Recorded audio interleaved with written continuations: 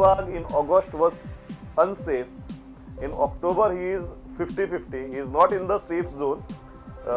Capital interesting. Pandurang Madkaikar, there is a talk that he may move towards BJP or MGP. He was safe in August. He is unsafe in October. The tip is join BJP MGP. Anand Seth was safe in August. He is safe in October. Pramod Sawant was safe in August. He is safe in October.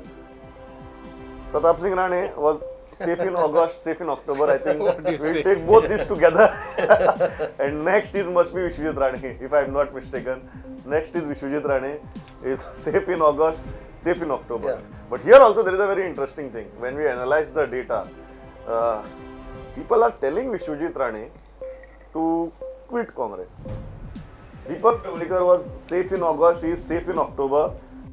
He was safe and he is safe again in October. Low Mamledar. He was unsafe in August. He is 50-50 from in October.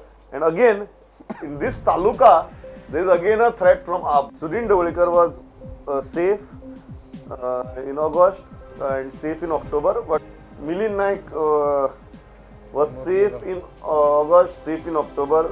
He will be unsafe only if opposition is united.